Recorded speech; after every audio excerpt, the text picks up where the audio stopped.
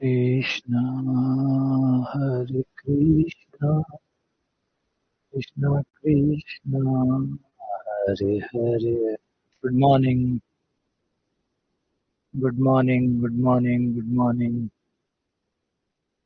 Very good morning. Radhe Radhe.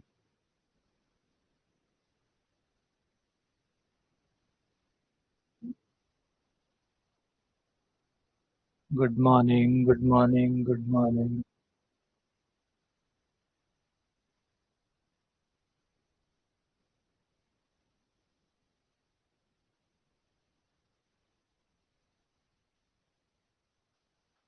Radhe Radhe. Jai Shri Radhe. Jai Shri Radhe. Jai Shri Krishna. Jai Shri Radhe. Good morning, good morning, good morning, good morning. Very good morning. Good morning, good morning.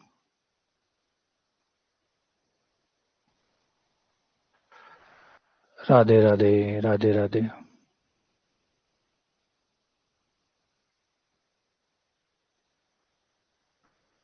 Notification नहीं आया, आ जाएगा, class होने के बाद आ जाएगा।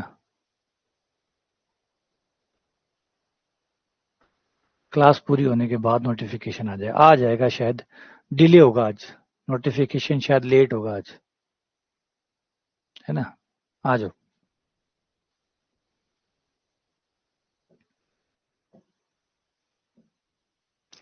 तो हम जो लोग पढ़ रहे थे उसी पे आगे बढ़ते हैं।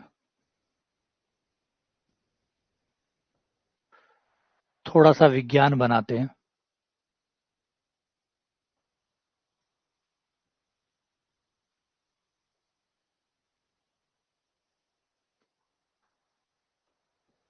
थोड़ी सी समझ बनाते हैं। ठीक है, जो मैंने कहा था कि हम दो चीजें करेंगे। सबसे पहले बनाएंगे टूल्स। टूल्स मतलब औजार तैयार करेंगे, है ना। औजार तैयार करेंगे। औजार तैयार करने का मतलब है वो चीजें, वो टूल्स बनाना जिससे हम आगे अंतर्वेशन कर सकें। अंतर्वेशन कर सकें, मान ज्ञात कर सकें, और जो गिवन डेटा है, जो पता है हमें, जो ज्ञात है, उस जानकारी का बेहतर इस्तेमाल करके, सही इस्तेमाल करके। देखिए, कई इसमें भी कई चैलेंजेस है। अभी जो मैं आपको बोल रहा हूँ, जो बातें बता रहा हूँ, ये होता है थ्योरेटिकल पार्ट, ये होता है हमारा ऑब्जेक्टिव पार्ट, जिसमें हम ये तय करते हैं कि हम ये करेंगे। फॉर एग्जाम्पल, जैसे मैं कहूँ कि मैं गूगल से बड़ी कंपनी स्थापित करूंगा, ये ऑब्जेक्टिव है। लेकिन ये कोई इतना आसान नहीं है, ऑब्वियसली बात है। गूगल को टक्कर देना, या गूगल से बड़ी कंपनी, या एप्पल से बड़ी कंपनी, ये नहीं कि खड़ी नहीं की जा सकती, असंभव नहीं है, संभव है। क्योंकि इन्होंने भी किसी ना किसी को पार करके खड़ा किया ही है। कोई ना कोई कंपनी थी जो गूगल से पहले थी, गूगल ने उसको पार किया है, तो कोई कंपनी और भी आएगी फ्यूचर में जो गूगल को पार करेगी। ये स्वाभाविक सी बात है। कोई भी आदमी ऐसा नहीं रहा जिसने ऐसा कीर्तिमान बना दिया हो जो टूटा ना हो। ठीक है, समय नहीं आया होगा इसलिए नहीं टूटा, जिस दिन समय आएगा वो भी टूट जाएगा। ठीक है। तो सीधी सीधी सी बात ये है कि जो अभी हम बना रहे हैं वो एक थ्योरेटिकल पार्ट है। थ्योरेटिकल पार्ट में सुनने में बहुत अच्छा लगता है कि जो डेटा हमें दिया जाएगा, उस डेटा से हम अंतर्वेशन करेंगे। अंतर्वेशन का मतलब है अज्ञात जानकारियों को कलेक्ट करवाएंगे, बताए गए डेटा के अनुसार। जो डेटा हमें दिया गया होगा, उस डेटा से हम जानकारियों को निकालेंगे। ये हमारा अभी सीधा सीधा ऑब्जेक्टिव है। अब ये कितना चैलेंजिंग होने वाला है, कितना चुनौतीपूर्ण होने वाला है, उसकी चर्चा बीच बीच जैसे जैसे हम पढ़ते जाएंगे वैसे वैसे होती जाएगी। ठीक है। तो फिलहाल हम आते हैं कि भाई टूल्स कैसे बनाए जाएंगे, टूल क्या बनाए जाएंगे। सबसे पहला होगा कि हमारे जो आंकड़े हैं, परिमित अंतर के लेंगे। अभी हम परिमित अंतर पढ़ेंगे, मतलब फिक्स अंतर या समान अंतर।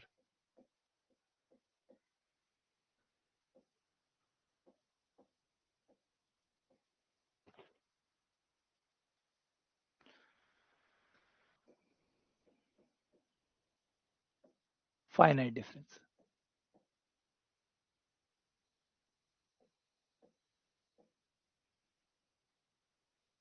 अंतर हमारा परिमित होगा, एक फिक्स अंतर रखेंगे। इसको मैं और अच्छे से बोलने के लिए यूज करता हूं वर्ड समान अंतर, ताकि किसी प्रकार की कोई कंफ्यूजन ही ना रहे। समान अंतर, इक्वल डिफरेंस।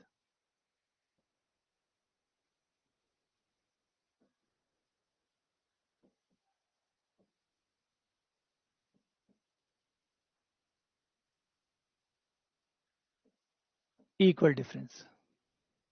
ठीक है, ये क्या है इक्वल डिफरेंस? इक्वल डिफरेंस का मतलब है कि हमारे जो आंकड़े हैं जो हमने कलेक्ट किए हैं वो फिक्स डिफरेंस पे होंगे, बराबर बराबर बराबर अंतर पे होंगे। यानी अगर हमारा पहला आंकड़ा जो भी है, फॉर एग्जांपल उसको हम x0 कह देते हैं। x0 मतलब सबसे पहला आंकड़ा, जीरो वाला आंकड़ा। उसके बाद जो अगला आंकड़ा होगा वो x1 होगा। उससे अगला आंकड़ा जिसपे हम डेटा कलेक्ट हुआ है हमें, ये 1980, 1990, 2000,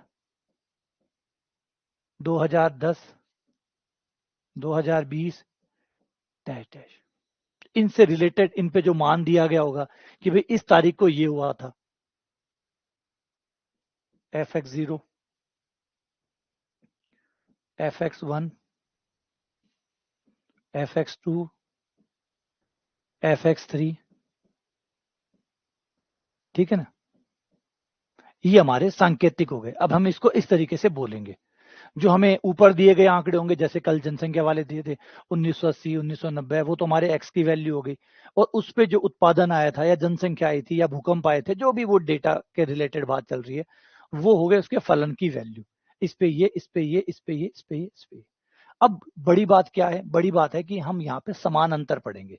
समान अंतर होने का मतलब है कि कोई भी दो लगातार पॉइंट्स के बीच का डिफरेंस x1 माइनस x0 ये फिक्स रहेगा। ये उतना ही रहेगा जितना इन दो के बीच में,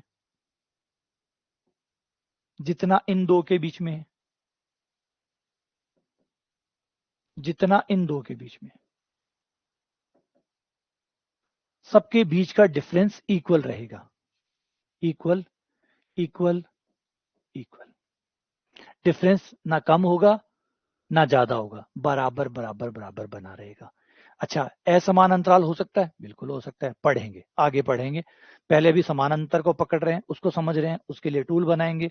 अभी उसका विज्ञान पढ़ेंगे। जब समान अंतर पूरा हो जाएगा तो एक अलग से आएगा जब असमान अंतर होगा, जब आपका x0, x1, x2 के बीच में अलग अलग गैप भी हो सकता है।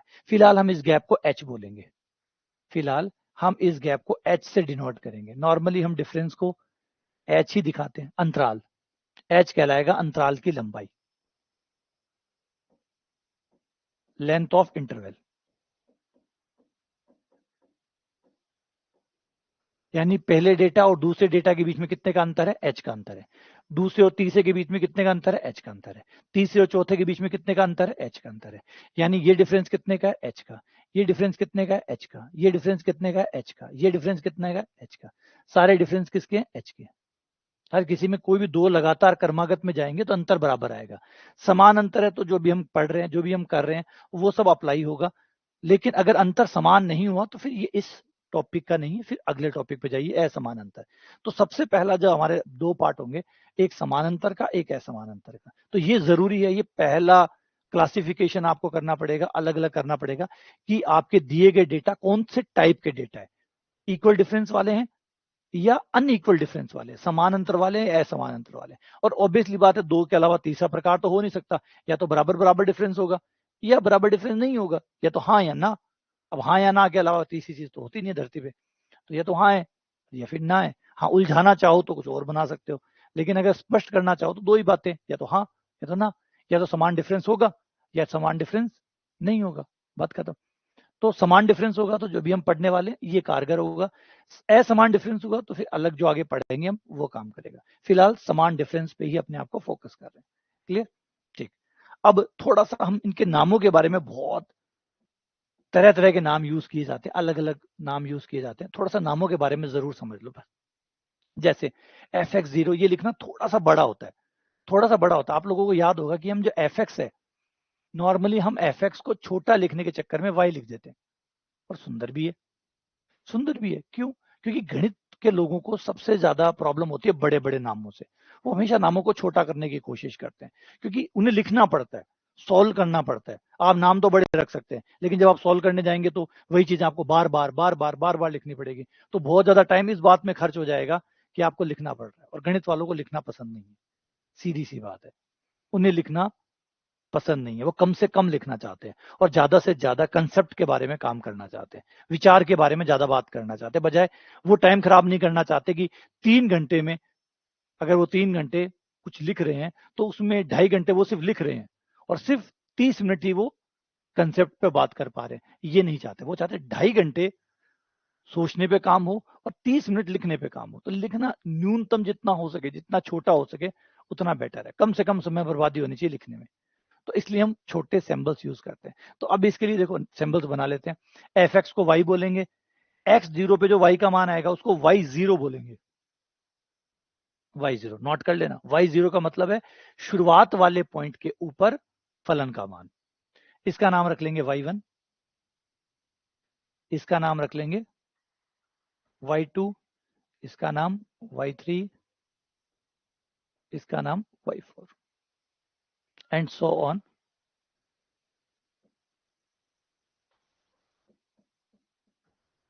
xn। ठीक है।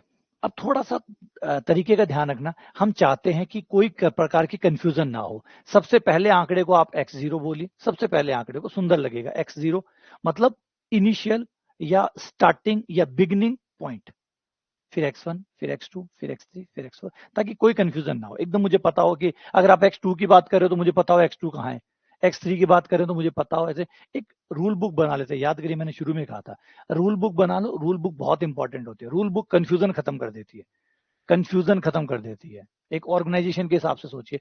मान लीजिए एक बैंक का एग्जांपल ले लीजिए। एक बैंक के अंदर 1-1 लाख 1.5 लाख एम्प्लॉइज होते हैं। अब 1.5 लाख एम्प्लॉइज को क्या फोन करके आप बताएंगे ये करो और ये मत करो और ये गलत है और ये सही है? नहीं, हो भी नहीं सकता, पॉसिबल भी नहीं है, पॉसिबल भी नहीं है। तो ये इंपॉर्टेंट क्या होता है, हम एक रूल बुक बना देते हैं, एक सेवा नियम बना देते हैं। भैया ये सेवा नियम है, ये तुम्हें करना है, ये तुम्हें नहीं करना। अगर कभी भी कोई कंफ्यूजन आ जाए, कोई टकराव आ जाए दो एम्प्लॉइज के बीच में किसी बात को लेके, तो वो कैसे क्लियर करें कि क्या सही है क्या गलत है? तो वो रूल बुक निकालते हैं। रूल बुक में जो लिखा हुआ है वो सही है, जो नहीं लिखा हुआ वो गलत है। सीधी सी कहानी होती है। ये ही सबसे बढ़िया तरीका होता है किसी बड़े सिस्टम को चलाने का। आप कहीं भी देखिए, ये कोई बैंक का एग्जाम्पल नहीं है, ये हर चीज का। जुडिशरी में देख लीजिए, जुडिशरी में भी क्या होता है, सही गलत कैसे तय होता है? सही गलत कैसे तय होता है? वही जो लिखा हुआ है, लिखे हुए से मैच करवाते हो आप, कौन सही है कौन गलत है। ना मैं सही हूं ना मैं गलत हूं, जो लिखा हुआ है वो सही है। और उसके साथ अगर मैं मैच कर गया तो मैं सही हूं, और मैं मिस मैच कर गया तो मैं गलत हूं। बस यही सही गलत की परिभाषा है। सही है। चाहे आप कितने भी बड़े व्यक्ति क्यों ना हो, कितने भी बड़े कद वाले व्यक्ति क्यों ना हो, कोई मायने नहीं रखता आपका सही गलत। सही गलत वो है जो लिखा हुआ है। लिखे हुए के साथ मैच कर रहे हो, उसके अनुसार करते हो। जैसे खिलाड़ी, हमेशा याद रखिए जो बात करता हूं मैं, खेल हमेशा खिलाड़ी से बड़ा होता है। खेल हमेशा खिलाड़ी से बड़ा होता है। क्रिकेट सदा रहेगा। सचिन रहे ना रहे, विराट रहे ना रहे, कोहली रहे ना रहे, या कोई और रहे ना रहे, धोनी रहे ना रहे, धोनी आए समय पे चले गए, कोई और आएंगे, और नए खिलाड़ी आएंगे जिनके नाम हम नहीं जानते। लेकिन खेल तो पहले भी था, खेल आज भी है, खेल हमेशा रहेगा। और खेल का मतलब है नियम। खेल क्या है? नियम ही तो है। तो नियम हमेशा अमर है। तो वही इंपॉर्टेंट है कि नियम से बड़े कोई नहीं हो सकते। इसीलिए खिलाड़ी पे पेनल्टीज लगती है। ये बार बार पेनल्टीज क्यों लगाई जाती है? वो पेनल्टी इसलिए लगाई जाती है ताकि खिलाड़ी को एहसास हो खेल बड़ा है। पेनल्टीज लगने का कारण क्या है? इस बात का एहसास दिलाना कि खेल बड़ा है, आप बड़े नहीं हो। आप बड़े खिलाड़ी हो सकते हो लेकिन खेल से बड़े नहीं हो सकते। इसलिए बीच बीच में जुर्माना लगाना, पेनल्टी लगाना, ये इसलिए करते रहते हैं। एक छोटा सा केस हुआ था मुझे सुप्रीम कोर्ट का। जब मैं, वो एडवोकेट है सुप्रीम कोर्ट के, प्रशांत, अब उनका नाम है, पीछे का नाम भूल गया। तो बड़ा ही था उनका, अवमानना का एक छोटा सा मुद्दा हो गया था कोर्ट के अंदर। तो कोर्ट ने उनके ऊपर पेनल्टी लगाई थी अवमानना की, और 1 रुपए का जुर्माना किया था। अब आप सोचेंगे 1 रुपए का जुर्माना, 1 रुपए का जुर्माना। देखिए बात 1 रुपए की नहीं है, बात इस बात का एहसास दिलाने की है कि अभी भी नियम आपसे बड़े हैं। आप बड़े वकील हो सकते हो लेकिन आप तंत्र से बड़े नहीं हो सकते। अब एक ये पाकिस्तान की भी बात है। पाकिस्तान के जो प्रधानमंत्री थे, मुझे नाम मैं भूल गया, उनको सजा दी गई थी कि आपको 1 मिनट तक कोर्ट में खड़ा रहना है। अवमानना का कोई मामला था, उसके बाद में उनकी गद्दी भी चली गई। लेकिन जो कोर्ट ने सजा सुनाई थी वो सिर्फ ये थी कि आपको 1 मिनट के लिए खड़ा रहना है। अब आप सोचो जेल क्यों नहीं भेजा? और जेल भेजने की जरूरत नहीं है, पर्याप्त है, इतना पर्याप्त है। इतने में ही वो सजा याफ्ता हो गए। इतनी सी बात के लिए ही वो सजा याफ्ता हो गए, क्योंकि सजा तो काट ली ना, है तो वो सजा याफ्ता ही। है ना, अपराधी हो गया, आरोपी से वो अपराधी हो गए। तो ये बड़ा छोटा सा पॉइंट है, सिर्फ इस बात का एहसास दिलाने। आज क्रिकेटर के लिए क्या मायने, आज जो ये बड़े बड़े 700-800 करोड़ के खिलाड़ी हैं, इनके ऊपर 2 लाख का जुर्माना या 1 लाख का जुर्माना क्या मायने रखता होगा? नहीं, कोई मायने नहीं रखता। लेकिन ये बार बार उन्हें एहसास दिलाता है कि खेल आपसे बड़ा है, जिसे खेल बना रहे।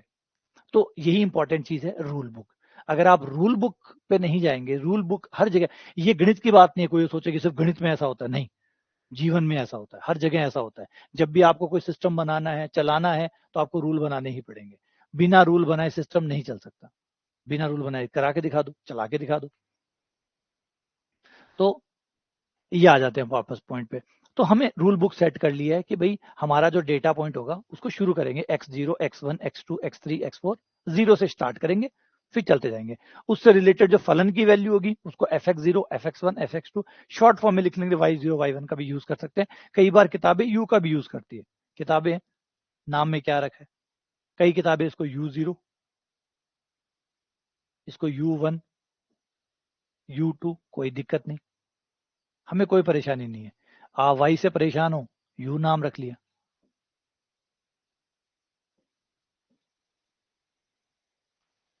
ठीक है।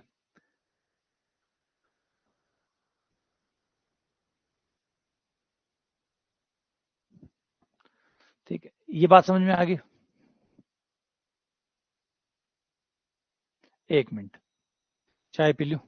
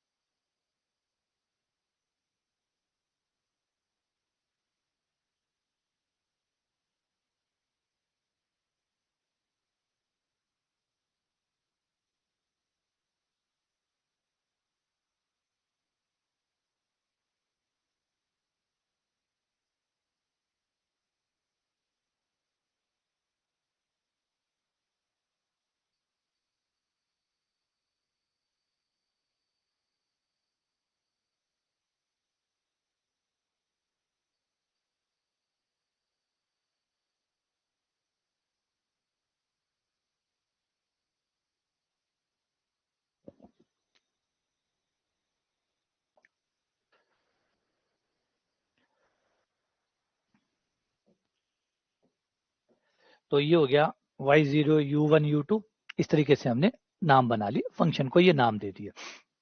एक और काम, एक छोटा काम कर सकते हैं, हम x0, x1 से अपने आप को मुक्त भी कर सकते हैं। हम इनसे अपने आप को मुक्त भी कर सकते हैं। कैसे? थोड़ा सा अभी x0, x1 ये ठीक है, इससे हमें पता चल जाता है कि कौन सा डेटा है। लेकिन एक चीज ध्यान दो, अगर तो x1 को आपको नाम देने की जरूरत नहीं है। अगर ये x0 है, गौर करना, अगर ये x0 है तो अगले वाला h ज्यादा ही तो है। h जुड़ते ही आगे वाला आ गया, h जुड़ते ही आपका x1 आ गया, क्योंकि x1 और x0 में कितने का अंतर है? h का अंतर है। तो x1 कितना हुआ? x1 माइनस x0 तो h के बराबर है। तो इस वजह से आपका x1 कितना हुआ? वो हुआ x0 प्लस h। तो x1 की जगह मैं लिख सकता हूं x0 plus h, x0 plus h।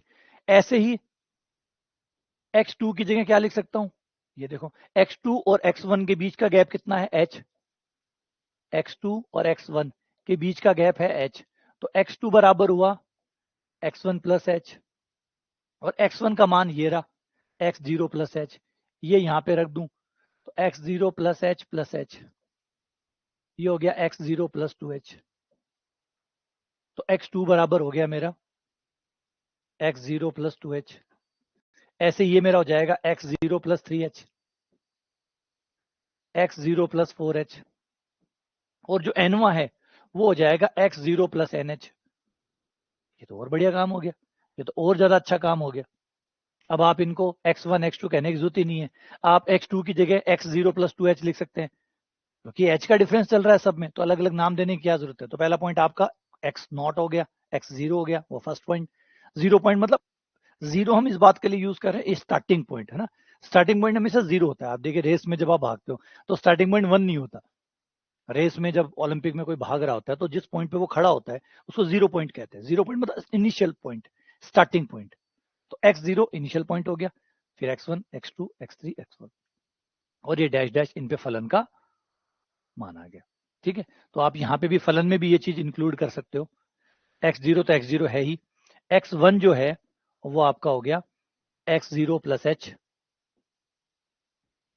ये हो गया f x0 प्लस 2h, ये हो गया f x0 प्लस 3h, ये हो गया हमारा f x0 plus 4h and dash dash. अब और भी आसान हो गया, बहुत ज्यादा आसान हो गया। कितना आसान हो गया एकदम ही। अब तो हमें कोई और नए नाम देने ही नहीं है, x1 x2 की जरूरत नहीं है। अब हम कह सकते हैं x0 पहला पॉइंट होगा, फिर h जोड़ते जाओ, नया पद आता जाएगा, क्योंकि हर अगले पद में h जुड़ेगा, क्योंकि हर किसी के बीच का डिफरेंस h है। तो पहला पॉइंट जो भी होगा उसमें h जोड़ दो, अगला पॉइंट आ जाएगा, फिर h जोड़ दो, फिर अगला पॉइंट आ जाएगा, h जोड़ दो, फिर अगला पॉइंट आ जाएगा, h जोड़ दो, फिर अगला पॉइंट आ जाएगा। हर h के साथ आपको अगला पॉइंट मिलता जाएगा। जैसे जनसंख्या 10-10 साल में होती है, तो अगर पहला पॉइंट 1990 है, अगला 2000 होगा, अगला 2010 होगा, क्योंकि 10 साल का डिफरेंस है। तो ये डिफरेंस की वजह से आपके नए नाम देने की जरूरत भी नहीं पड़ेगी, और आसान हो जाएगा। सिर्फ आपको पता है बस h जोड़ते जाओ, नया पॉइंट आपको मिलता जाएगा। क्लियर है? तो ये और भी ज्यादा आसान हो गया। अब बात आती है कि ये सब कुछ तो हो गया, ये सब कुछ होने के बाद में ये जो x है और ये जो fx है, इनके बीच के रिलेशन को कैसे निकालें, कैसे पता करें कि ये आपस में रिलेटेड है, और कैसे रिलेटेड है, तो कौन सा है जो x पे fx हमें दे रहा है, कौन सा रिलेशन है। इसके लिए कुछ सामान और तैयार करते हैं, छोटे छोटे सामान। अब टूल्स पे आ जाते हैं, कुछ संकारक बनाते हैं। संकारक क्या होते हैं? पहली बात, ऑपरेटर्स।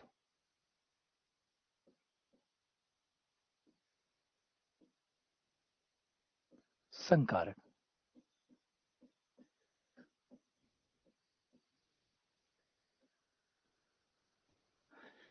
देखो दो प्रकार की चीजें होती है। एक तो वो चीज जैसे नंबर्स है, 1 2 3 4 5 6 7, एक तो नंबर्स होते हैं। एक नंबर्स को आपस में क्रिया कराने वाली चीज होती है, जिसे संक्रिया या संकारक कहते हैं। अगर सोचिए खाली नंबर होते 1 2 3 4 5, खाली नंबर होते, संकारक ना होते। संकारक कौन है? जो क्रिया करवाते हैं। क्या क्या क्रिया करवाते हैं आप? जोड़ करवाते हैं, बाकी करवाते हैं, गुणा करवाते हैं, भाग कराते हैं। बेसिक फंडामेंटल संक्रियाएं जो ऑपरेटर है, हमारे बेसिक ऑपरेटर है, वो 4 है, जोड़ बाकी गुणा भाग। यही करते हैं आप नंबरों पे। सोचिए अगर जोड़ बाकी गुणा भाग ना होते तो नंबर लगभग लगभग अर्थहीन हो जाते। अगर जोड़ बाकी ना होते या गुणा भाग ये नहीं होते तो आपके नंबरों का औचित्य उतना नहीं रहता जितना आज है। वो इस वजह से हुआ कि आपने नंबरों को जोड़ना सीखा। बहुत बड़ा हमारा मानव सभ्यता का, सिविलाइजेशन का जो पहला बड़ा जाइंट स्टेप अगर रहा होगा तो वो ये रहा होगा, हमने जोड़ना सीखा। सोचिए अगर हमें जोड़ना नहीं आता तो, कल्पना करिए अगर हमें जोड़ना नहीं आता तो क्या काम आता हो? ये नंबर्स क्या काम आते? सिर्फ काउंटिंग के काम आते, सिर्फ काउंटिंग, सिर्फ काउंटिंग। सोचिए, और काउंटिंग से दुनिया कितने आगे बढ़ पाती, हम लोग, हमारा व्यापार, हमारा बिजनेस कितना आगे बढ़ पाता सिर्फ काउंटिंग से। मुश्किल है, बहुत मुश्किल है। तो इसका मतलब ये हुआ कि पहला जाइंट स्टेप क्या होगा, जब इंसानों ने सोचा नंबरों को ऐड करना, कैसे जोड़ा जाता है। तुमने मुझे 2 चीजें दी, फिर तुमने मुझे 3 चीजें दी, इसका मतलब तुमने मुझे 5 चीजें दे दी। तो ये जो पहली बार आया होगा, ऑपरेटर्स पहली बार आए होंगे, तो एक मानव सभ्यता का एक बड़ा कदम रखा हुआ होगा। कितना बड़ा कदम रख दिया। नंबर्स तो थे ही थे, नंबर सिर्फ काउंटिंग के नंबर है, नंबर से सिर्फ काउंटिंग की जा सकती है, लेकिन संक्रियाओं से आप आगे बढ़ते हैं। 2 + 3, 2 × 3, 2 - 3, आप नंबरों को यूज करना सीख गए, है ना। तो ये होते हैं ऑपरेटर। तो 2 चीजें होती है, एक तो होते हैं जो क्रिया करवाते हैं, जिसे हम ऑपरेंड कहते हैं। ऑपरेंड वो होते हैं जो ऑपरेशन करवाते हैं। भाई जैसे 1 2 3 4 5 है, ये कहते हैं हमें जोड़ो या हमें घटाओ, ये तो वो है ऑपरेंड कहते हैं इनको। ऑपरेंड मतलब कारक, ये वो जो क्रिया कराना चाहते हैं। संकारक वो होते हैं जो क्रिया करते हैं, कि भाई आ जाओ हम तुम्हें जोड़ देते हैं, आ जाओ हम तुम्हें गुणा कर देते हैं, हम तुम्हें भाग दे देते हैं, हम तुम्हें घटा देते हैं। तो ये होते हैं ऑपरेशन। तो अब हमारे पास भी x0 x1 x2 सब है, लेकिन हमारे पास कोई संक्रिया ही नहीं है। हम क्या करें यहाँ पे? ये तो वही हो गया काउंटिंग की तरह, x0, x1, x2, x3, x4, इन पे क्या करोगे? कुछ करने के लिए भी तो होना चाहिए। तो जवाब है हाँ, हमारे पास कई संकारक है। यहाँ पे भी हम जैसे हमने नंबरों के लिए जोड़, बाकी, गुणा, भाग बनाए हैं, वैसे ही अभी हमारा जो x और fx है उसके लिए भी हम कुछ और, जोड़, बाकी, गुणा, भाग तो यहाँ पे भी वो तो है ही, लेकिन इसमें हम कुछ नए संकारक और क्रिएट करेंगे, जिनमें से नाम होंगे तत्समक संकारक I, विस्थापन संकारक या शिफ्ट ऑपरेटर E, अग्र अंतर संकारक डेल्टा, बैकवर्ड डिफरेंस या पश्च अंतर संकारक नेबला, अवकल संकारक डी। ये होंगे 5 संकारक जो हम यहाँ पर नए लाने वाले हैं। क्या है इनका मतलब, कैसे काम करेंगे, इनके ऊपर बात करेंगे। ये 5 संकारक हम बैक टू बैक लाएंगे, इनमें क्या संबंध है उसके बारे में बात करेंगे। 5 नए संकारक हम यहाँ पे ऐड करने वाले हैं। आई तत्समक संकारक, एक एक की बात भी करते जाएंगे। तत्समक विस्थापन, डेल्टा मतलब अग्र डिफरेंस या फॉरवर्ड डिफरेंस, हिंदी इंग्लिश में बोला थोड़ा सा आसान होगा। अग्रांतर, वैसे तो हिंदी में कहा जाता है अग्रांतर, पश्चांतर और अवकलन, और वैसे बोले तो फॉरवर्ड डिफरेंस, बैकवर्ड डिफरेंस और डेल्टा, और डिफरेंस अवकलन जो है सॉरी। तो ये 5 संकारक है। सबसे पहला संकारक आता है तत्समक संकारक। तत्समक संकारक क्या करता है? ये संकारक किस पे काम करेंगे? आपके फलन के ऊपर, आपका जो फलन होगा उसके ऊपर काम करेंगे। तो आई यानी आइडेंटिटी ऑपरेटर,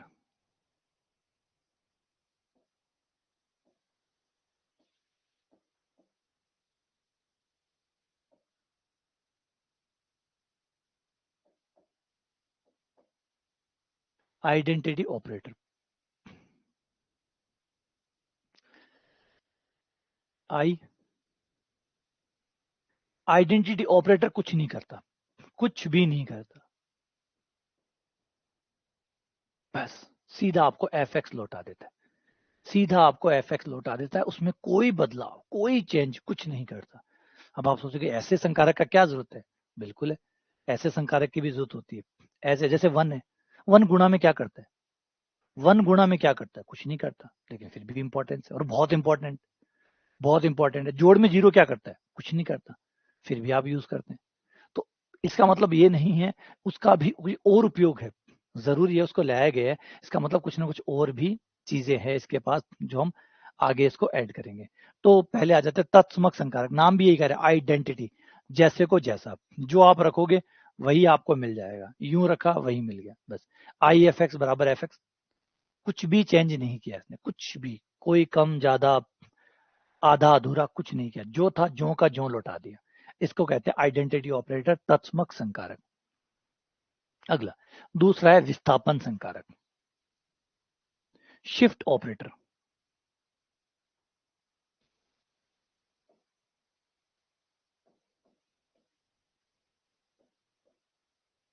शिफ्ट ऑपरेटर, नाम से ये शिफ्ट, विस्थापन, विस्थापन का क्या मतलब होता है? विस्थापन का मतलब क्या होता है? विस्थापन का मतलब होता है विस्थापित कर देना, जहां कहीं भी है वहां से आगे कर देना या पीछे कर देना, जहां भी है वहां से हिला देना। अब यहां से हिलाओगे तो या तो वो आगे जाएगा या वो पीछे जाएगा, बस यही काम विस्थापन संकारक करेगा। अगर ई है और उसके साथ एफ एक्स है, तो ये एफ एक्स को अपनी मूल जगह से एक कदम आगे कर देगा। अब ये एक कदम आगे, यहां तो सब में एच का डिफरेंस है, तो आप जहां भी खड़े हैं एक कदम आगे जाएंगे तो एक्स प्लस एच हो जाएंगे, एक कदम आगे जाएंगे, क्योंकि यहां तो हर अगला पॉइंट एच कदम पे है। ये तो भी मैंने बताया था, हर कदम एच कदम पे। जैसे जनसंख्या अगर 1990 में हुई है तो फिर अगले 2000 में होगी, 10 साल बाद होगी, क्योंकि इनमें 10-10 साल का गैप चलता है। तो अगला कदम क्या होगा? 10, है ना? भाई हर किसी के अलग अलग पीरियडिक है, परीक्षाएं होती है वो एक एक साल से होती है ना? अगर हम स्कूलों की एग्जाम की बात करें तो स्कूल के जो फाइनल एग्जाम होते हैं वो एक एक साल से होते हैं, उनमें एक एक साल का, अगर कोई फेल हो गया तो अगले एक साल बाद दे रहे हैं, तो एक एक साल का चलता है। जनसंख्या में 10-10 साल का गैप चलता है, 5 वर्षीय योजना में 5-5 साल का गैप चलता है, कोई त्रिवर्षीय योजना है तो उसमें 3-3 साल का गैप चलता है। तो वो डिपेंड, बजट है उसको हर एक साल में आता है वो, तो हर किसी की अपनी अपनी फ्रीक्वेंसी है। तो यहाँ एच का मतलब है अगला कदम। तो आप जहां भी है, एक्स जो भी खड़ा है जिस बिंदु पे भी है, प्लस एच हो जाएगा, आप एच कदम आगे पहुंच जाएंगे। ठीक है, आप एच कदम अगले वाले पॉइंट पर पहुंच जाएंगे, ये आपको शिफ्ट कर देगा। अब ई स्क्वायर का मतलब, अगर ई स्क्वायर है तो ई स्क्वायर का मतलब हम मानेंगे कि 2 बार ई करना है। यहाँ पावर का कोई मतलब नहीं है, यहाँ पावर का मतलब है रिपीटेशन, पावर का मतलब है रिपीटेशन। हम इसको 2 बार रिपीट करेंगे। तो फर्स्ट टाइम रिपीट करेंगे तो x पे ऑलरेडी था और बढ़ के x प्लस एच पे हो गया। अब ये x प्लस एच पे है, दोबारा शिफ्ट करेंगे तो और एक h आगे चला जाएगा, अब ये हो गया x प्लस 2h। तो ई स्क्वायर का मतलब 2 बार शिफ्टिंग, तो आप 2 बार आगे चले जाएंगे, तो एफ एक्स प्लस 2h हो गया। इसी प्रकार हम देख सकते हैं कि भाई फाइनली अब पता लग भी गया कि यहाँ जब 2 पावर होती है तो यहाँ ये 2 कदम आगे शिफ्ट होके 2h पे पहुंच जाता है। इसी हिसाब से अगर मैं nवा निकालूं तो nवे का ये मतलब होगा ये n बार, हर बार एक कदम आगे चलेगा, तो कुल n बार में ये n कदम आगे चला जाएगा x प्लस एन एच, जहां भी था अपनी उस अगली वाली वैल्यू पे चला जाएगा। ये जो जहां भी था वो जहां भी था, मान लो वो 2 नंबर पे था या 3 नंबर पे था, फिर आपने एक कदम आगे बढ़ा दिया तो चौथे पे चला जाएगा, चौथे पे था तो पांचवे पे चला जाएगा, पांचवे पे था तो छठे पे चला जाएगा, छठे पे था तो सातवें पे चला जाएगा, 2 कदम चलाओगे तो पांचवे पे था तो सातवें पे चला जाएगा, क्योंकि 2 बार चलेगा तो 5 से 6, 6 से 7, तो अगले पॉइंट डेटा पॉइंट पर चला जाएगा, फलन अपना अगला पॉइंट ग्रहण कर लेगा। ये विस्थापन ऑपरेटर का काम करने का तरीका होगा। उसके बाद में आ जाते हैं प्रतिलोम संकारक, विस्थापन संकारक का प्रतिलोम संकारक। इसका काम होगा आपको पीछे लाना, जैसे वो संकारक था तो वो आगे ले जा रहा था, ये e की पावर -1 है, अगर हम -1 पावर यूज कर रहे हैं तो ये इस बात को समझाता है कि वो उस संकारक का प्रतिलोम संकारक है, यानी विलोम संकारक है, यानी ये उल्टा करेगा, ये आपको पीछे ले जाएगा। जिस पॉइंट पे भी, जिस डेटा पॉइंट पर आप खड़े हैं, ये उस डेटा पॉइंट से आपको एक कदम पीछे ले जाएगा। यहाँ पे आगे पीछे कैसे तय होता है, आप एच जोड़ते हैं तो आप आगे जाते हैं, एच घटाएंगे तो आप पीछे चले जाएंगे, बस। अगर 1990 की जनसंख्या का पीछा कौन सा होगा, 1980, आगे कौन सा होगा, 2000, सीधा 10 घटा दो पीछे आ जाओगे, 10 जोड़ दो आगे चले जाओगे। तो वो जो भी गैप है उस गैप को घटाने और जोड़ने पर हम आगे पीछे हो जाएंगे, तो ये हो गया x माइनस एच। ठीक है, तो पावर का मतलब यहाँ कोई 1/e जैसा कुछ नहीं है, ये प्रतिलोम है इस बात का कि भाई रिवर्स प्रोसेस है ये। ठीक है, नॉर्मली हम माइनस पावर इसी बात के लिए भी देते हैं कि प्रोसेस का रिवर्स प्रोसेस है। -2 पावर का मतलब 2 बार रिवर्स करना है, 2 बार विस्थापन करना है, लेकिन रिवर्स में प्रतिलोम विस्थापन करना है, यानी 2 बार पीछे जाएगा। पहली बार गया x माइनस एच हो गया, फिर दोबारा गया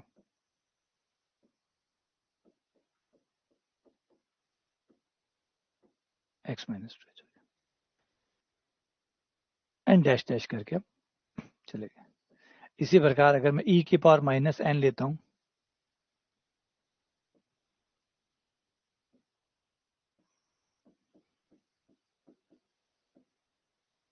ये हो गया, तो ये हो गया। ठीक है, अब हम यहाँ पे समझने लग गए कि e जो है, e की जो पावर है वो अगर पॉजिटिव है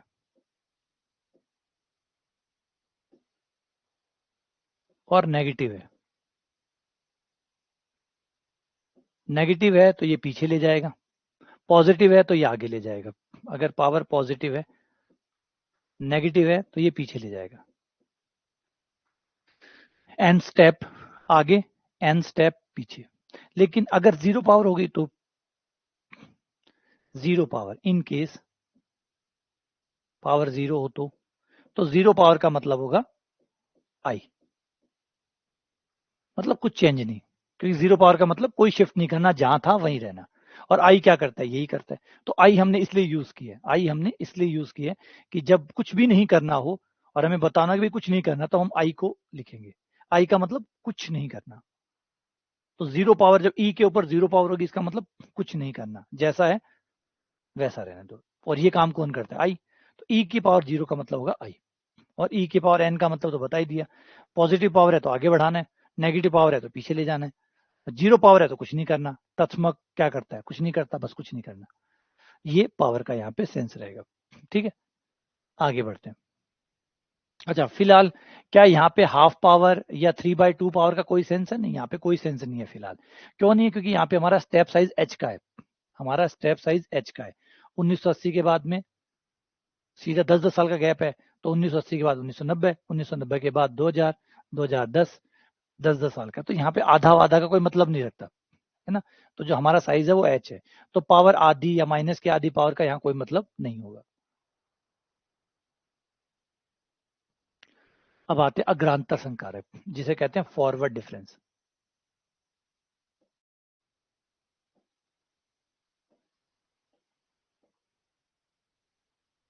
यूज करेंगे डेल्टा।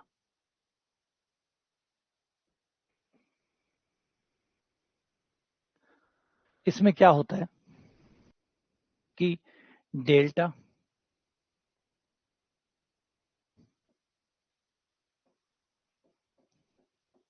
एफ एक्स बराबर, ये डिफरेंस क्रिएट करता है, अंतर बताता है, अंतर बताता है। ये जो भी पॉइंट लिखा हुआ है आपके पास, वो पॉइंट और जस्ट उसके आगे वाले पॉइंट, दोनों के बीच का जो डिफरेंस है, ये उसको कैलकुलेट करता है। जो आपका एफ एक्स है जहां भी है, वो जहां पर भी है, जिस पॉइंट पर अभी आप खड़े हो उस पॉइंट पर, और आपके जस्ट आगे वाला पॉइंट जहां आप खड़े हो, ये देखो, ये तो ये रहा, ये पता चल जाएगा आप कहाँ खड़े हैं। जहां भी आप खड़े हैं, मान लो x0 है या x1 है या x2 है या x4 है, जो भी है, आप जहां भी खड़े हैं उसके जस्ट आगे वाला जो पॉइंट है, डेटा पॉइंट, वो आपको लेना है और दोनों को घटा देना है। ये डिफरेंस ही अग्रांतर संकारक या फॉरवर्ड डिफरेंस कहलाता है। आप इसके अगला पॉइंट हो जाएगा आपका x plus H minus F x, तभी इसको अंतर कहा गया, अंतर संकारक। ये आपको अंतर देता है, ये आपको अंतर देता है कि जहां भी आप खड़े हैं वहां और आपसे अगले वाले के बीच का डिफरेंस कितना है, आपकी वैल्यू और आपके जस्ट अगले वाले की वैल्यू में क्या अंतर है, ये अग्रांतर कहलाता है। ठीक है, यहाँ बहुत जरूरी चीजें हैं जिसके बारे में ध्यान रखना, कि ये जो है, ये जो भी पॉइंट है, आप वो पॉइंट और जो उसके आगे वाले पॉइंट का डिफरेंस निकालते हैं। आज मैं समझाता हूं इसको, क्योंकि ये कई रूपों में लिखा हुआ आता है तो कंफ्यूजन बना देता है। जैसे मान लीजिए ये एफ एक्स प्लस एच है, यानी आप अब एफ एक्स प्लस एच में तो खड़े हैं, आप यहां तो खड़े हैं, यहां खड़े हैं, तो आपका अगला पॉइंट क्या होगा, एक्स प्लस टू एच। तो एक्स प्लस टू एच में से आप अपनी वैल्यू को घटाएंगे, तो यहाँ पे जो फॉर्मूला बनेगा वो ये होगा, x plus two H next value minus खुद की वैल्यू, माइनस खुद की वैल्यू। ये इंपॉर्टेंट है, ये जो फॉर्मूला है ये कैसे बनता है उसको ध्यान रखना है। ये आपका वो स्टेट है जहां आप खड़े हैं अभी,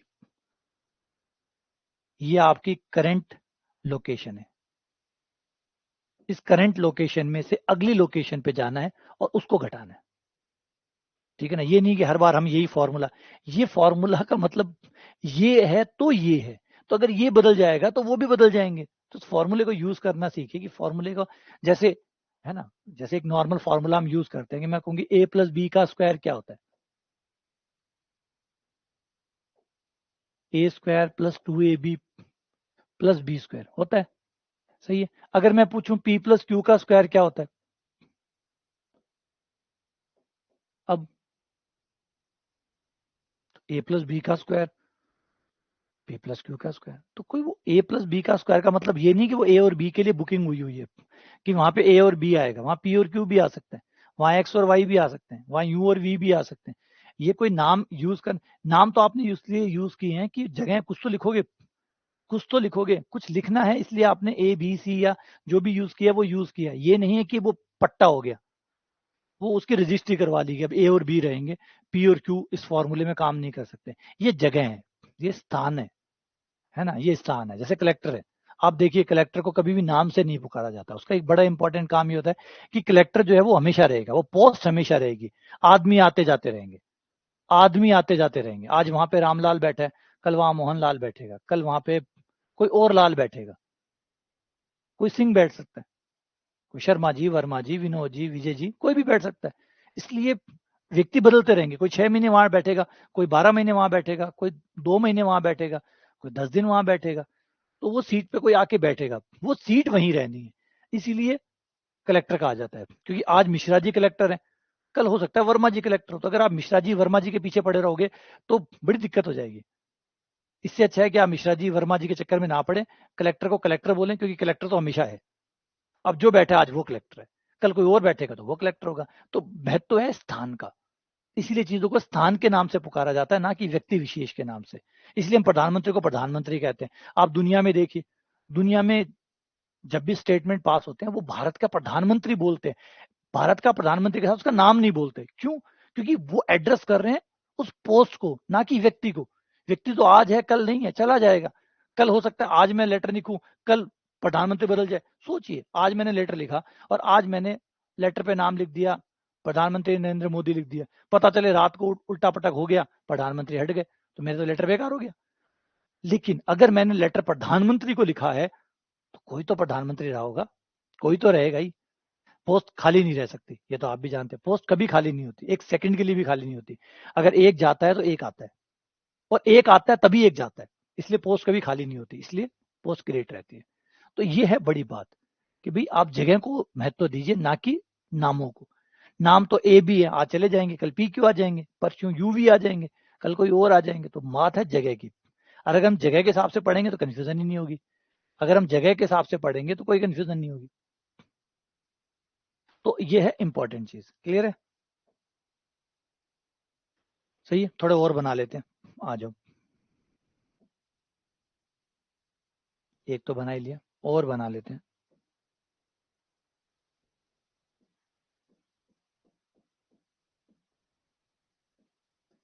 एफ एक्स प्लस 5h।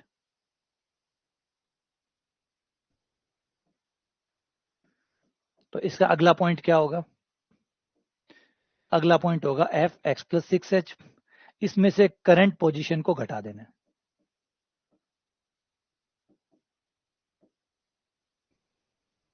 आगे की स्थिति माइनस करंट पोजीशन, आगे की स्थिति में से करंट पोजीशन को माइनस कर दो। वो जहां पे भी अभी आप खड़े हो, अभी आपकी जो भी करंट लोकेशन है, उस करंट लोकेशन में से अगली पोस्ट निकालो, अगला पॉइंट निकालो, चेक पॉइंट, उसमें से इसको करंट पोजीशन को माइनस कर दो।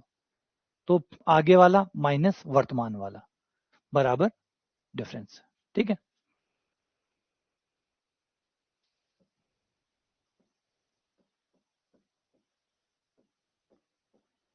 डेल्टा एफ एक्स टू होगा। अभी आप कहां खड़े हैं? एक्स टू पे खड़े हैं। नेक्स्ट पॉइंट क्या होगा आपका? एफ एक्स थ्री होगा। तो क्या हुआ? F X three minus current F X two, F X two. सही है? नाम में देखो, ये इसमें नोटिफिकेशन, इसमें हम जो ये नोटेशन यूज करेंगे ना, बहुत इंपॉर्टेंट होते हैं न्यूमेरिकल एनालिसिस में। क्योंकि न्यूमेरिकल में आप पहली बार आप एक नई गणित बनाने जा रहे हैं। एक अच्छी चीज है, एक बढ़िया चीज है कि पहली बार आप खुद की एक गणित बनाने जा रहे हैं। ये सोचने वाली बात है कि हम हमेशा यही कहते रहते हैं नॉर्मली। तो जब आप शुरू से पढ़ते हैं तो आप गणित पढ़ते हैं कि ये गणित में ये होता है, ये होता है, ये होता है। यहाँ पे आके आपको पहली बार ऐसा महसूस होता है कि देखो मैं गणित खुद बना रहा हूँ, अपनी गणित बना रहा हूँ, जो मुझे चाहिए वो मैं ऐड कर रहा हूँ। मुझे ये वाला संकारक चाहिए, मुझे ये वाला संकारक चाहिए। तो गणित जैसे आर्ट एंड क्राफ्ट होता है, उसमें आप अपनी मर्जी से कोई भी आकृति बना सकते हैं, कोई भी ड्राइंग बना सकते हैं, कुछ भी बना सकते हैं। आर्ट एंड क्राफ्ट आपकी क्रिएटिविटी होती है। सेम गणित में भी ये क्रिएटिविटियां चलती है। आपको जो चाहिए आप अपनी गणित खुद की बना लीजिए। जैसे आप अपने खुद के खेल बनाते हैं, वैसे आप अपनी खुद की गणित बना लीजिए। तो इसको गणित को बनते हुए देखिए, कैसे शुरुआत में न्यूटन ने इस गणित को तैयार किया था, कैसे कैसे नए नए संकारक बनाए थे और क्यों बनाए थे। अभी सारी चीजें रिलेवेंट हो जाएंगी जो भी पढ़ रहे हैं अभी, सब चीजें मायने रखने लग जाएगी आगे जाके। ठीक है?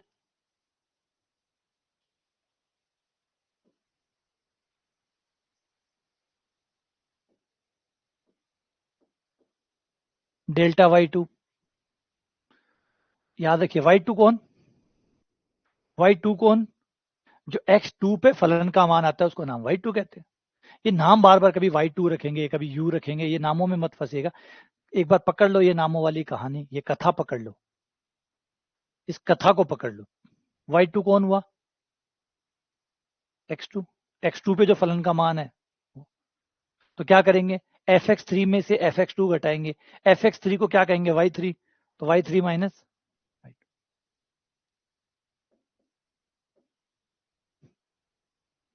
ये तीनों चीजें से सारी चीजें एक ही है, मतलब लिखने का अंदाज अलग है। क्यों? क्योंकि कभी तो एफ के रूप में, एफ एक्स प्लस एच के रूप में लिखे जाते हैं, कभी शॉर्ट फॉर्म में यूज करते हैं, बोले यार बड़ा बड़ा बड़ा है।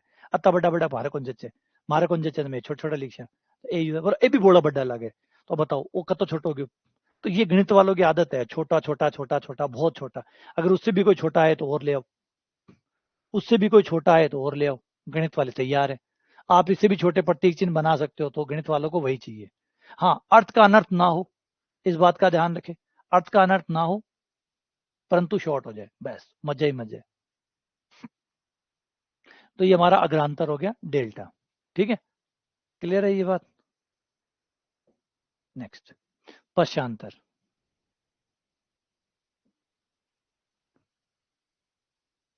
Backward difference.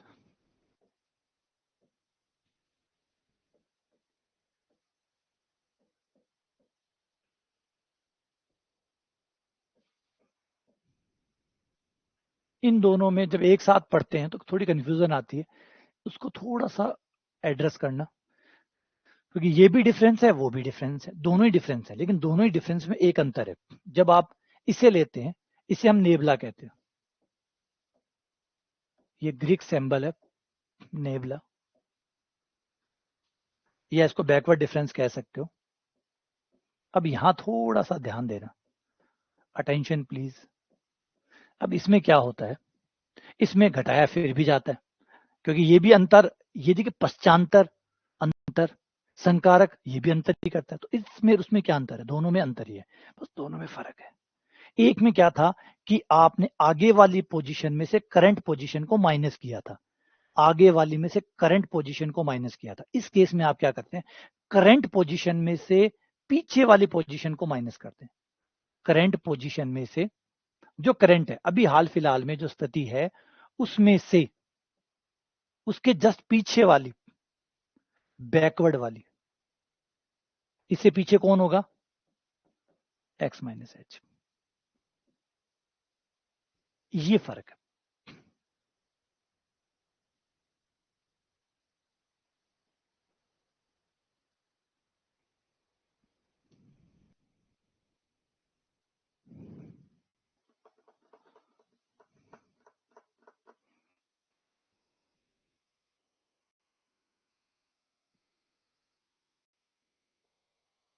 क्लियर हुआ। याद रखो, इन चीजों को कैसे याद करोगे वो देखो। नाम काफी अच्छा है, सही नाम रखा है, अग्रांतर आगे वाले में से करंट को घटाना है, बैकवर्ड में करंट में से पीछे वाले को घटाना है। ये बैकवर्ड है, ये फॉरवर्ड है, दोनों को एक साथ लिखें तो अंतर थोड़ा और क्लियर हो जाएगा।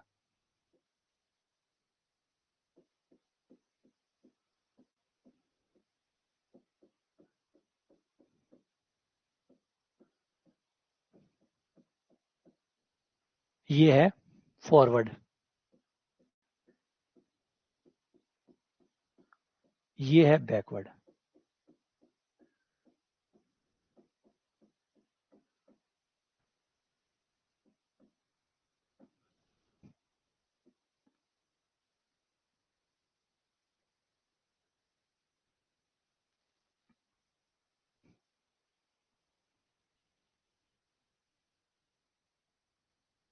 Forward minus current, forward difference में फॉरवर्ड माइनस करंट,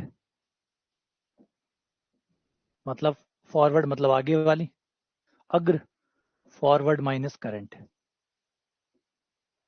और इस केस में करंट माइनस बैकवर्ड।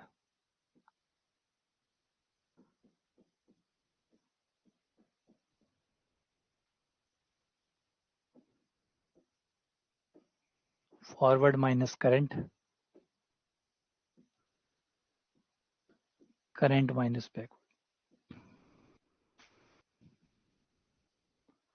लेकिन एक चीज आप गौर करेंगे कि घटाने का क्रम चेंज नहीं किया हमने, बड़ी सुंदर चीज है, घटाने का क्रम वही है, आगे वाले में से पीछे वाला घटा रहे हैं। गौर भी करो, अच्छा इसमें भी देख लो, एफ एक्स प्लस एच, अगर इन तीनों को, इन तीनों आदमियों को मैं क्रम में लगाऊं तो सबसे पहले कौन आएगा, एफ एक्स, इसके आगे एफ एक्स प्लस एच आएगा, इसके पीछे एक्स माइनस एच आएगा।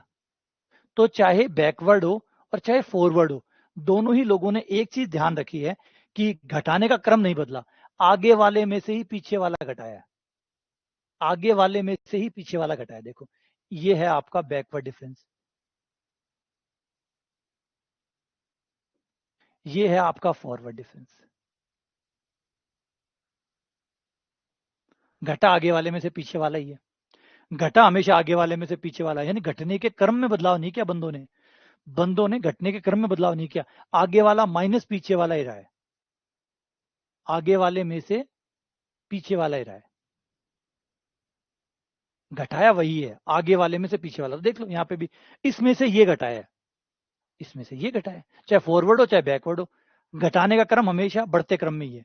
आगे वाला माइनस पीछे वाला, आगे वाला माइनस पीछे वाला। बस फर्क ये है कि फॉरवर्ड में आप आगे वाले में से करंट घटाते हैं और बैकवर्ड में आप करंट में से पीछे वाला घटाते हैं। बस घटाने का क्रम वही है, आगे वाला माइनस पीछे वाला, आगे वाला माइनस पीछे वाला, आगे वाला माइनस पीछे वाला। फॉरवर्ड वाले में फॉरवर्ड माइनस करंट, बैकवर्ड वाले में फॉरवर्ड करंट माइनस बैकवर्ड। अब इस वजह से आप एक चीज देखेंगे कि आपको एक और डिफरेंस नजर आएगा कि ये सिर्फ नाम का डिफरेंस है, ये सिर्फ नाम का अंतर है, बाकी दोनों में बराबरी है। आ जाओ एक और अंतर देखते हैं।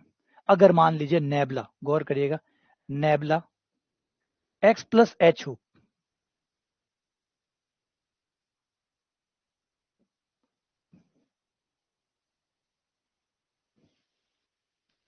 Nebula F x plus H हो, तो ये कितना होगा? करंट माइनस नेबला, यानी current minus backward. Current minus backward यानी करंट तो ये खुद है x प्लस एच, इसका बैकवर्ड कौन होगा? F x. इसका करंट करंट तो ये खुद है एफ एक्स प्लस एच, इसमें से बैकवर्ड माइनस एफ एक्स। ठीक है, इसी को तो, इस भैया को ध्यान से देखो, ये जो भैया है, ये भैया तो डेल्टा एफ एक्स है, ये डेल्टा एफ एक्स।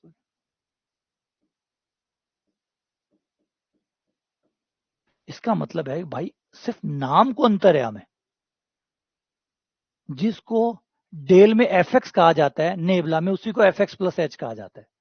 सिर्फ नाम का खेल है, नाम का डिफरेंस है कि भाई जो एफ एक्स, जिसको डेल्टा एफ एक्स कहते हैं, नेबला में उसको nebula F x plus H कहते हैं। यानी नेबला जो है वो एक कदम आगे चलता है, एक कदम डेल्टा से आगे चलता है, बस इतना ही फर्क है, बाकी दोनों एक जैसे हैं। ठीक है, चलो एक और देखते हैं, इसमें भी थोड़ा सा और सुधार की गुंजाइश है। कहने का मतलब है कि फॉरवर्ड और बैकवर्ड दोनों के घटाने का तरीका एक है, तो ये दोनों बंदे सिर्फ नाम अलग अलग दे रहे हैं, एक ही चीज को दोनों बंदे अलग अलग तरीके से नाम दे रहे हैं। अब इसे पकड़िएगा, बड़ी ही महत्वपूर्ण चीज लिख रहे हैं, वो ये है कि अगर अगर मैं यहां पे x3 माइनस x2 लिखूं, तो इसी का नाम डेल्टा के केस में इसका नाम होगा fx2, और इसी का नाम in case of nebula fx3 होगा। सही है या गलत है?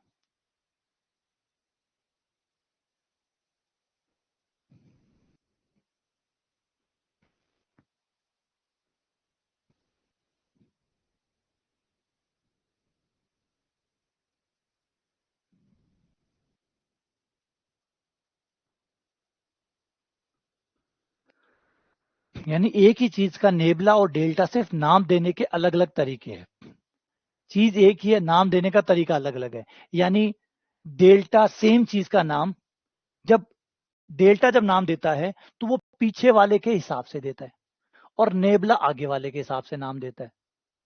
कहने का मतलब यही हुआ, क्योंकि ये बंदा क्या करता है, करंट इसको मानता है, डेल्टा इसको करंट मानता है, और नेबला आगे वाले को करंट मानता है, इस वजह से दिक्कत आ जाती है। देखो करंट पोजीशन देखो, डेल्टा करंट पोजीशन मानता है पीछे वाले को, नेबला करंट पोजीशन मानता है आगे वाले को, और करंट पोजीशन से नाम दिया जाता है। तो इसका मतलब सेम चीज का नाम जब आप डेल्टा में लिखेंगे तो पीछे इसके आधार पे दिया जाएगा, और नेबला उसका नाम आगे के आधार पे, क्योंकि नेबला आगे वाले को करंट मानता है और डेल्टा पीछे वाले को करंट मानता है। इस वजह से एक ही चीज के सिर्फ ये दो नाम है, बाकी दोनों एक है, लेकिन नाम से भी कितना डिफरेंस आ सकता है।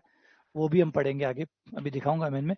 इन दोनों के सिर्फ नाम से भी बहुत अच्छा परिवर्तन आता है। सिर्फ नाम लिखने के तरीके से भी एक बहुत बड़ा डिफरेंस क्रिएट हो जाएगा।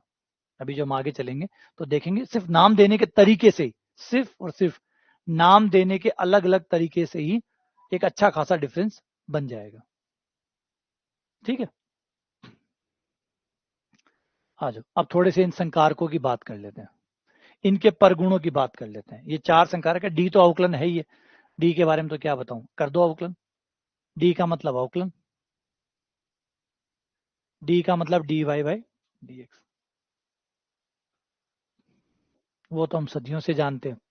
तो ये तो हमारा पुराने वाले ऑपरेटर ही हो गया अवकलन। बस 4 नए ऑपरेटर हमने ऐड किए हैं, I, E, delta, nabla. Forward difference, backward difference और शिफ्ट ऑपरेटर और आइडेंटिटी ऑपरेटर, ये 4 ऑपरेटर है। अब इनमें कुछ खास बातें, इनके परगुण, परगुण मतलब प्रॉपर्टीज, कौन सी ऐसी चीजें हैं जिसको ये मानती है या जिनको ये फॉलो करती है। प्रॉपर्टीज यानी परगुण, ऐसी चीजें जो आप में होंगी ही होंगी, है ना। प्रॉपर्टीज गणित में बहुत इंपॉर्टेंट चीज होती है, स्टडी ऑफ प्रॉपर्टीज। हम ज्यादातर चीजों के अंदर जब भी गणित में हम पढ़ते हैं तो गणित में हम बहुत ही बात का ध्यान रखते हैं कि जो भी चीज हम पढ़ रहे हैं हम उसकी प्रॉपर्टीज पढ़ें। प्रॉपर्टीज क्या होता है, वो चीजें जो उसमें हमेशा होती है, जो चीजें अगर वो है तो वो भी है, ऐसी चीजों को कहा जाता है प्रॉपर्टी। जैसे इंसान है, अगर जीवित है तो सांस ले रहा होगा, उसका एक हार्ट होगा, उसकी किडनियां होंगी, ये कुछ चीजें उसकी प्रॉपर्टीज है, ये उसकी प्रॉपर्टीज है। ये वो प्रॉपर्टी का मतलब जमीन को नहीं है, खलिया को नहीं कि जमीन ही प्रॉपर्टी है या मकान बनाया वो ही प्रॉपर्टी है। ए प्रॉपर्टी वर्ड तो आप लोकल वर्ड यूज कर रखे हैं, बाकायदा प्रॉपर्टी वो होता है जिसको वो पोजेस करता है, जो चीजें उसके पास होती है। और हर किसी के पास एज ए ह्यूमन, अगर वो एज ए इंसानों पे स्टडी कर रहे हैं तो इंसानों में क्या क्या चीजें हैं जो सबके अंदर होगी, अगर इंसान होगा तो वो चीजें होंगी, इसको हम कहते हैं प्रॉपर्टीज। तो प्रॉपर्टीज का मतलब होता है गुणों की बात करना, गुणों की बात करना, ऐसे चीजें जो उसके अंदर इनबिल्ट है, जब भी वो होगा तो ये चीजें साथ में लेके आएगा, है ना। जब भी वो होगा तो इन चीजों को साथ में लेके आएगा। जैसे समकोण त्रिभुज होगा तो हमेशा 90 का कोण होगा, एक कोण 90 का होगा, बचे हुए 2 कोणों का जोड़, बचे हुए 2 कोण पूरक होंगे, मतलब दोनों का जोड़ 190 होगा। ठीक है, तथा उसका क्षेत्रफल 1/2 लंबाई गुणा आधार से आ जाएगा। उसके अंदर सबसे बड़ी भुजा का वर्ग शेष 2 भुजाओं के वर्गों के योग के बराबर होगा। जब भी आप परिवर्त खींचेंगे तो वो हमेशा कर्ण का मध्य बिंदु होगा, सबसे बड़ी भुजा का मध्य बिंदु होगा। तो ये वो प्रॉपर्टीज है, जब भी समकोण त्रिभुज आएगा ये सब उसके साथ इंप्लाइड है, उसके साथ जुड़े हुए हैं, ये अपने आप आ जाएंगे। तो प्रॉपर्टीज वो होती है जिसको आप अलग नहीं कर सकते। जब समकोण त्रिभुज रहेगा आप उसमें से अलग नहीं कर सकते। समझ पा रहे, प्रॉपर्टीज और वस्तु एक हो जाती है, प्रॉपर्टीज और वस्तु एक होती है, उसको आप अलग, जब तक समकोण त्रिभुज है तब तक आप पाइथागोरस प्रमेय को उससे अलग नहीं कर सकते। सही है गलत है, समझ रहे हो चीजों को, है ना। कुछ चीजें ऐसी है जब तक वो है, जैसे सांस है, हम जब तक जीवित है सांस हमारी प्रॉपर्टी है, ये हम तब तक लेते रहेंगे जब तक जीवित है, मर गए तो ही बंद होगी, वरना बंद नहीं कर सकते, ये चलती ही रहेगी हमारी। तो वो चीजें जो आपको डिफाइन करती है, जो आपके अंदर हमेशा होंगी, वो परगुण या प्रॉपर्टी कहलाती है। तो इन संकारकों के पास भी कुछ ऐसा है जो ये हमेशा मरते दम तक फॉलो करेंगे। पहली प्रॉपर्टी फर्स्ट, ये सब क्रम विनिमय होते हैं। क्रम विनिमय होने का मतलब है अगर इन दोनों, इनमें कभी भी संघर्ष नहीं होगा आपस में, मतलब कभी किसी केस में आपको डेल्टा लिया और पहले ई लिया फिर डेल्टा लिया, तो आप ऐसा भी कर सकते हैं कि भाई मैं पहले डेल्टा लूंगा और फिर ई लूंगा, कोई बात नहीं, इनमें कभी भी लड़ाई नहीं होगी पहले मैं की। क्रम विनिमयता होने का मतलब है ये कॉम्पिटिटिव है, ये कॉम्यूट करेंगे, यानी कभी भी इनके बीच में ये संघर्ष नहीं होगा कि पहले मैं कि पहले मैं वाली लड़ाई कभी नहीं होगी। ये संकारक आपस में पहले आप वाले लोग हैं, चाहे तुम पहले आओ चाहे मैं पहले आऊं, कोई फर्क नहीं पड़ता, है ना। इन तीनों संकारकों में से कोई भी संकारक प्लस आई भी ले लो, ये सब आपस में कोई लड़ाई नहीं है, पहले आपकी कोई लड़ाई इनमें नहीं है। नंबर 2, आप जब चाहे क्रम को बदल सकते हैं। नंबर 2, रेखिकता का परगुण इनमें होता है। रेखिकता का मतलब होता है रेखिक परगुण। ये रेखिक परगुण है, अगर C1F प्लस C2G है और बीच में प्लस या माइनस का चिन्ह है तो आप इन्हें अलग अलग कर सकते हैं, पहले वाला प्लस दूसरे वाला। पहले वाले का अलग डेल्टा, दूसरे वाले का अलग डेल्टा, अचर पद बाहर आ जाएंगे, C1 C2 बाहर आ गए,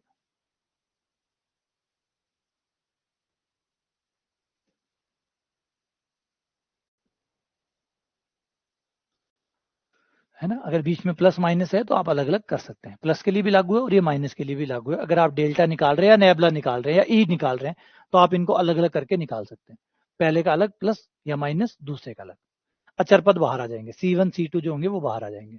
ये कहलाता है दूसरा परगुण। याद रखिएगा ये वो नियम है जिनको हम यूज कर पाएंगे बाद में, इनको हम यूज कर पाएंगे। अगला, ये घातांकी के नियमों की पालना करेंगे। घातांकी के नियम क्या है? घातांकी के नियम होते हैं जो घात वाले नियम होते हैं कि 2 घात प्लस 3 घात इक्वल्स टू 5 घात, तो ये बिल्कुल वैसे ही काम करेंगे। मान लीजिए कोई फलन है f(x), उसका आपने 2 बार e निकाला और फिर उसके बाद में आपने 3 बार e निकाला, तो घातांकी के नियम से जैसे घात में होता है, क्या होता है, अगर आप किसी की 2 पावर करो फिर 3 पावर करो तो टोटल में आके वो 5 पावर के बराबर हो जाती है। तो बिल्कुल ऐसा ही यहाँ पे भी होगा कि आप इसका 5 पावर भी कर सकते हैं, सीधा 5 बार भी कर सकते हैं, ठीक है। आप घातांकी की जैसे कहते हैं घात के नियम क्या होते हैं, वही नियम कि भाई पहले आप 2 पावर कर दो फिर 3 पावर कर दो, तो ये एक ही बात है 5 पावर करने जैसा। तो घातांकी के जो नियम होते हैं, घात वाले नियम, x² इंटू एक्स क्यूब बराबर x की पावर 5, तो वो नियम यहाँ पे भी फॉलो होते हैं। पावर के जो नियम होते हैं, जो यहाँ पावर का सेंस वो नहीं है लेकिन नियम पावर वाले, सेंस पावर का नहीं है लेकिन नियम पावर वाले ही है। यहाँ पे 2 पावर 3 पावर का क्या मतलब है, रिपीट करना, प्रोसेस को रिपीट करना।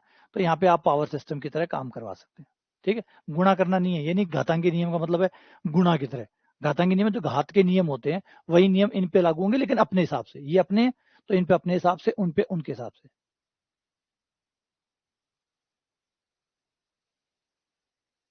अगले बंटनता के नियम की पालना करेंगे। बंटनता के नियम, बंटनता का नियम का मतलब है बांटना। अगर आपको कभी बांटना पड़ जाए तो आप बांट सकते हैं। मान लीजिए डेल्टा बाहर है, अंदर है नेबुला प्लस ई है, तो आप इसे बांट सकते हैं, मतलब डेल्टा को अंदर ला सकते हैं। ये delta nebula plus delta E,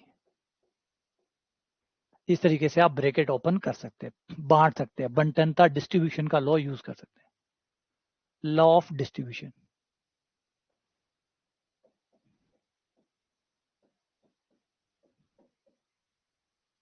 law of distribution यहां अप्लाई होता है,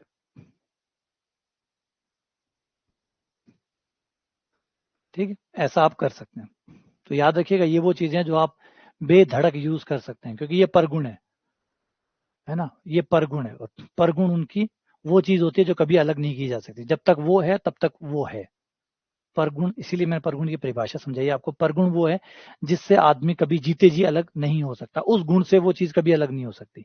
जब तक वो है तब तक वो भी है, जब तक वो है तब तक वो ही है। अगर वो चीज हटाई जा सकती है, निकाली जा सकती है, फिर वो परगुण नहीं है। वो अगर उससे निकाली जा सकती है, अलग की जा सकती है, तो फिर वो परगुण नहीं है ना। वो परगुण नहीं है। परगुण वो है जो जब तक उसका अस्तित्व है तब तक वो परगुण एक्टिव रहेगा। जैसे समकोण त्रिभुज में पाइथागोरस प्रमेय, वो हमेशा उसका परगुण है। जब तक समकोण त्रिभुज रहेगा तब तक पाइथागोरस प्रमेय रहेगी। समकोण नहीं रहा तो पाइथागोरस भी नहीं रहेगी। तो अगला है, अगर दो फलन आ जाए f और g, दो गुणा में हो और फिर डेल्टा निकालना हो तो कैसे निकलेगा। तो इस तरीके से यहाँ पे थोड़ा सा अवकलन की झलक नजर आएगी, थोड़ी सी अवकलन की झलक नजर आएगी।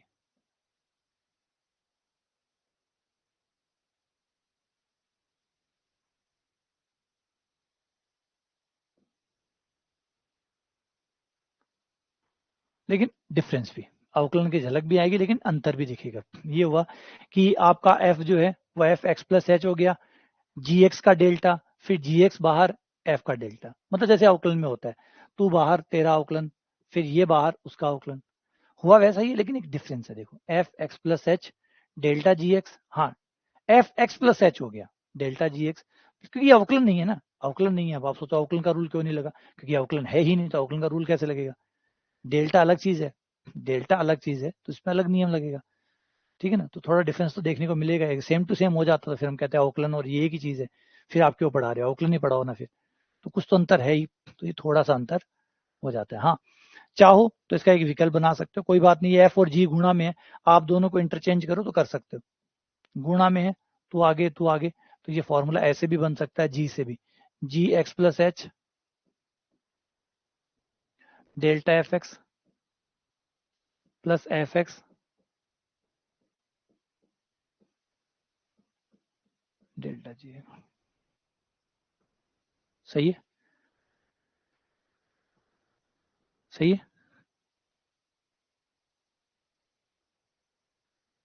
ऐसे भी आप कर सकते हो। एक और ले लेते हैं भाग का नियम।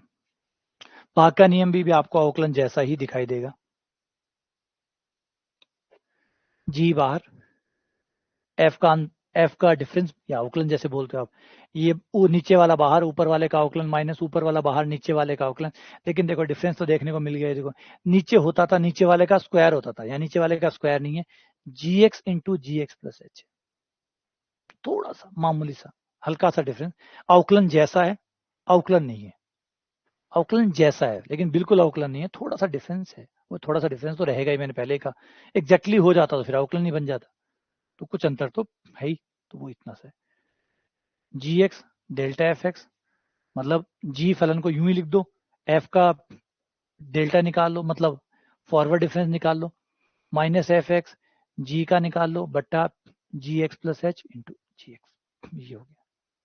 यहाँ तक बात समझ में आई नहीं आई? यहाँ तक कथाएं समझ में आई नहीं है?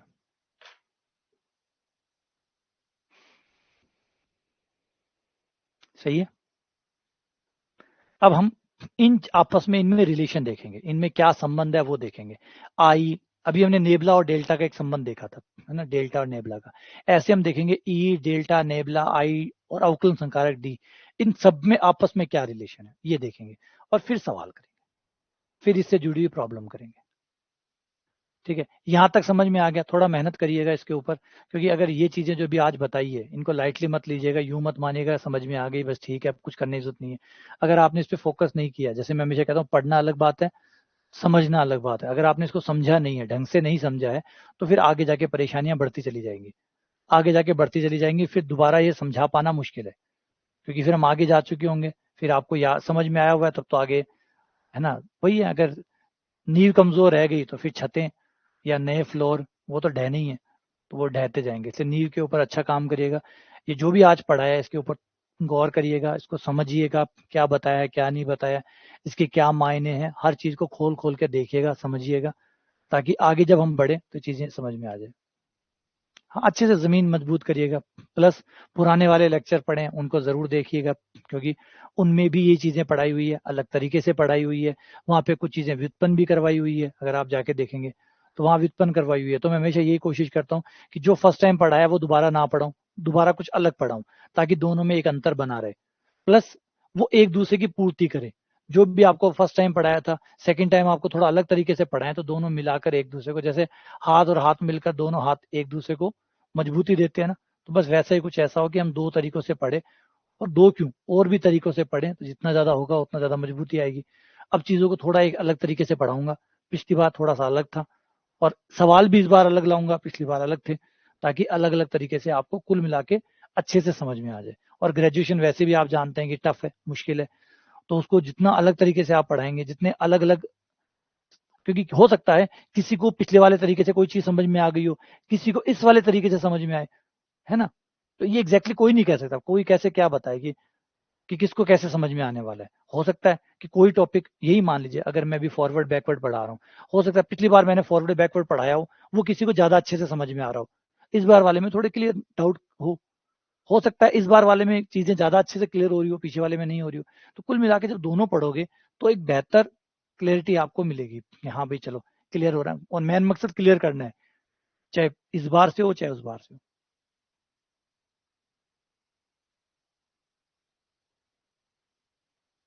हाँ, तो वो जरूर देखिएगा, एक बार उसको जरूर देखिएगा, क्योंकि वही है कि दोनों मिला के अगर बेहतर होना चाहते हो तो, और खाली कोर्स करना चाहते हो तब तो हो ही रहा है, कोर्स तो हो ही रहा है। और अगर आपको कोर्स को अच्छे से करना है तो दोनों को मिला के करिएगा, इससे मजबूती आएगी।